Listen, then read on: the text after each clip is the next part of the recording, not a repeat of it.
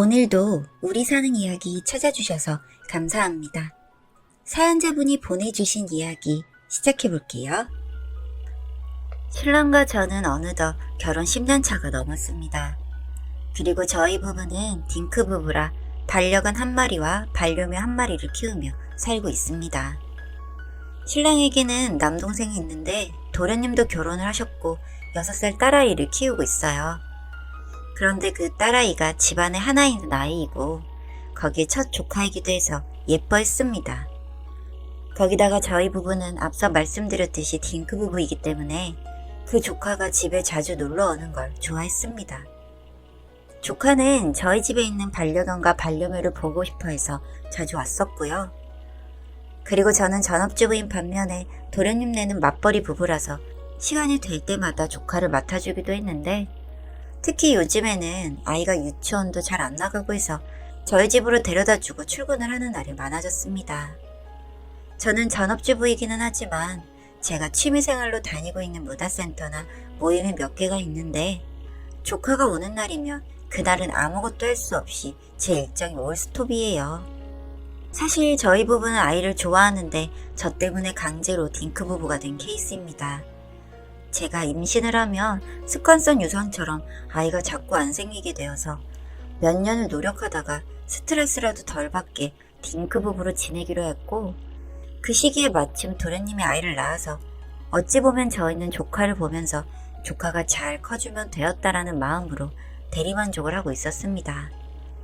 그리고 저희가 자주 봐주기 시작하니까 도련님네도 어느덧 자연스럽게 저희의 의사도 묻지 않고 아이를 맡기기 시작했는데 저는 종종 그런 부분에서 불쾌하기도 했지만 또 저를 보고 잘 웃는 조카를 보고 있으니 그런 마음도 사라졌어요. 그날도 여느 날과 다름없이 도련님이 출근 전에 조카를 저에게 맡기고 출근을 했는데 그날은 유독 조카가 저에게 자주 칭얼대고 많이 보채더라고요. 종종 보채거나 놀자고 잡아당기기는 했는데 제가 설거지를 하는 옆에서 계속 꼬집거나 때리기도 했고 같이 낮잠 자려고 누웠는데 자고 있는 제 머리를 잡아 당기면서 괴롭혔습니다. 사실 조카가 이렇게 저에게 행동한 적은 처음이라 놀래서 아이의 손을 떼고 물어봤어요. 지은아, 머리 당기면 아파요. 안 돼요. 장난인데? 지은이 장난하는 건데? 다른 사람이 싫어하면 그건 장난이 아니에요. 왜? 왜 장난 아닌데? 친구들은 나한테 장난하는 건데? 유치원에서 누가 지은이한테 머리 당기면서 누가 장난쳐? 땡땡이랑 땡땡이랑 땡땡이는 계속 내 머리 당기는데 이거 장난이랬어. 상대방이 싫다고 하면 그건 장난 아닌 거예요. 그럼 나는? 지은이도 친구들이 그렇게 할 때 싫었어? 응, 싫었어. 근데 장난이랬어. 그렇게 조카의 대화를 마치고 다시 한참을 뛰다 놀고 잡는 조카를 보면서 혹시 유치원에서 괴롭힘을 당하는 건 아닌가 하는 걱정이 들었습니다. 그래서 동서에게 전화를 걸어서 이야기를 했습니다. 동서, 일 바빠? 아니요, 말씀하세요 형님. 오늘 낮에 지은이가 다른 때랑 달리 많이 꼬집기도 하고 낮잠 재우려고 하는데 내 머리카락을 막 잡아당기더라고. 그래서 그러면 안 된다고 이야기를 했는데 장난하는 거라고 하면서 유치원에서 다른 애들이 지은이 머리카락을 잡아당긴다네. 아, 그래서요? 혹시 유치원에서 누가 지은이 괴롭히는 것 아닌가 걱정돼서. 저 그 유치원 엄마들이랑 친한데 다들 서로 집에 놀러가기도 하고 잘 지내요. 걱정 마세요. 그럼 다행이지. 내가 괜한 걱정했네. 일 봐. 동서가 그렇게 이야기를 하니 저도 더 할 말도 없고 해서 그렇구나 했는데 그 다음 주 주말에 도련님네 갈 일이 있어서 다 같이 저녁을 먹으러 모였는데 날이 제법 더워졌는데도 집안에서 조카가 긴팔 긴바지 내복을 입고 있었습니다. 그래서 아이가 추운가 보다 하고 밥을 먹고 나서 아이 방에 가서 둘이 이야기를 하려고 하는데 손목 위쪽으로 멍자국 같은 게 보여서 살짝 걷어올리니 군데군데 작은 멍이 들어있었어요. 순간 가정폭력인가 싶어서 신랑에게 조용히 이야기를 했는데 신랑도 보고는 화들짝 놀라서는 바로 도련님에게 알렸고 그걸 본 도련님은 동서에게 이렇게 멍든 거 알고 있었냐고 물었습니다. 그랬더니 동서는 화를 내면서 애들끼리 연필로 놀다가 그런 거라고 이야기를 하며 저를 획 째려보더군요. 그러면서 절 향해 말을 하는데, 형님, 지은이 유치원에서 친구들이랑 잘 지내고 이것도 유치원에서 색연필 갖고 놀다가 친구들끼리 칼싸움도 하고 하다가 생긴 몽이에요. 아, 미안해, 동서. 그리고 지은이 예뻐해 주시는 건 감사한데 선은 좀 지켜주셨으면 좋겠어요. 지은이 제 딸이고 형님보다는 제가 더 잘 보살피고 있으니 그런 걱정 그만하시고요. 유치원에 엄마들이랑 모임도 하고 선생님이랑 이야기도 하는데 제가 그런 것도 모르겠어요? 알겠어. 미안해, 동서. 기분 풀어. 그렇게 찝찝하게 식사를 마치고 집으로 돌아가는데 차 안에서 신랑이 먼저 물어보더라고요. 지은이 몸에 저렇게 상처가 있는 게 처음이 아니냐고. 그래서 그런 건 아닌데 최근에 행동이 거칠어지고 이유를 물으니 유치원에서 친구들이 장난이라며 자기 머리카락을 당기기도 하고 꼬집기도 했다고 말을 했었는데 오늘 상처를 보니 작은 멍 같은 게 꼭 애들이 꼬집고 생긴 멍자국 같아서 이야기를 한 거라고 이야기했습니다. 신랑은 이윽고 말없이 운전만 했고 동생이랑 이야기를 해보겠다고 했습니다. 그리고 며칠 뒤 도련님은 저에게 와서 지은이를 잠시 맡아달라고 했고 저는 알겠다고 지은이의 저녁 식사를 챙겨주고 잠자리를 살펴주고 있었어요. 둘 다 너무 늦을 것 같길래 일을 좀 덜어주고자 아이 샤워를 시키려고 욕실에 가서 옷을 벗겼는데 예전에 팔에 있던 멍자국이 그 어린 아이의 옆구리에도 있었고 이마랑 머리카락 연결되는 쯤에도 손톱 자국 같은 게 있는 겁니다. 너무 이상하다는 생각이 들어서 지은이에게 물어봤더니 그냥 장난을 치다가 다친 거라면서 머리카락을 내려서 숨기려고 하더라고요.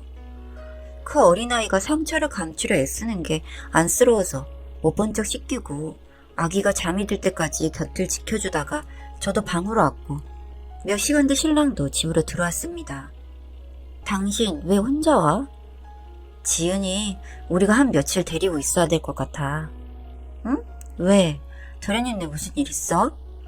지난번에 당신이 이야기한 거 내심 찝찝해서 동생한테 이야기를 했는데 최근에 지은이가 의기소침해지기도 하고 그리고 유치원에도 가기 싫어하고 이런 게 많았대.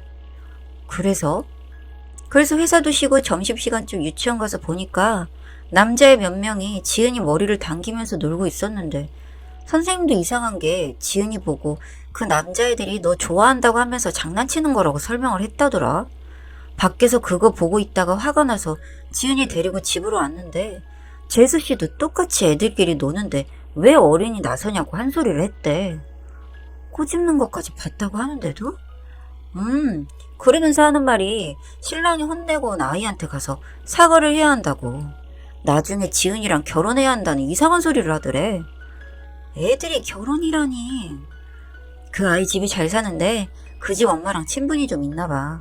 그래서 뭐 나중에 애들 결혼시키자 이런 말도 하기는 했고 그 집 엄마가 발도 넓고 육아 정보도 많고 그래서 친하게 지내고 싶었던 것 같은데 그게 마음대로 안 되니까 집에서 지은이를 종종 때리기도 했던 모양이야.